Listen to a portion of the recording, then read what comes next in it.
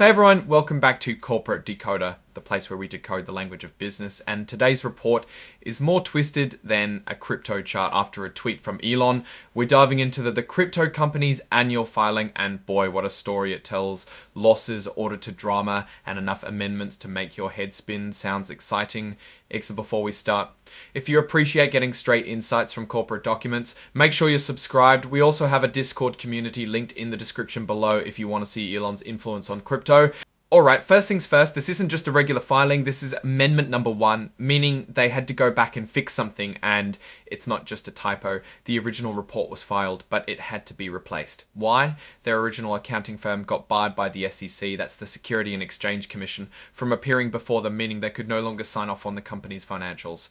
So, what adjustments were made? Extra interest expenses to the tune of $526,903. That's a lot of money. A write-off of goodwill and intangible assets, basically admitting an acquisition wasn't worth what they thought. That write-off comes in at over $1,200,000. Some revenue got reclassified, meaning it wasn't really revenue after all, and they had to account for some extra officer compensation. This all means their loss was way bigger than originally reported. Let's jump into the numbers. What do they actually mean? Now, like any good report, there's a section on forward-looking statements, which are the company's predictions about the future. The crypto world is risky because government regulations can change blockchain technology perceptions, and digital assets can fluctuate. There is a lot of dependence on acquiring additional assets, and acquiring such assets has no guarantee. So how did the crypto company actually perform? Revenue was at $197,459, which is way down from the $619,208 of the previous year. Part of that decrease, and they mentioned that they reclassified more than $200,000 because they didn't have proper support to call it revenue, which does not look good at all. The cost of providing services was down a bit, but not nearly as much as revenue. What do I mean? They spent $313,756 versus $369,313.94 they brought in.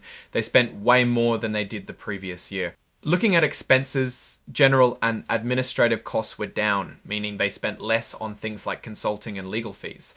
They dropped from almost $500,000, which sounds good, until you realize revenue dropped even more, and they still lost money, which sounds good until you realize revenue dropped even more, and they still lost money. Share-based compensation was also down, meaning they didn't issue as many stock options. It was almost half of the previous year in 2022. It was at 126. The company took a big hit on something called impairment, basically admitting some assets they had weren't worth what they thought, so they have to write them down. As a result of the less than expected operating performance at BTA, we determined at December 31, 2023 that the intangible assets of $530 and $8037 and goodwill were fully impaired, which increased losses by more than $1,000 Betty 3 to Tarmand at December 31, 2023. That the intangible assets of $530 and $81 Fairfanged, they $2057 in goodwill were fully impaired, which increased losses by more than $1,000. Other income and expenses were down, so all in all, not a great showing. This is where things get concerning. The company has a going concern paragraph, meaning their auditors think there is substantial doubt that they can continue operating. This is because of their losses, negative cash flow, and a big deficit, meaning they owe way more money than they have as of the end of the year. They had just $72,970 in the negative, more than $6 million in the red.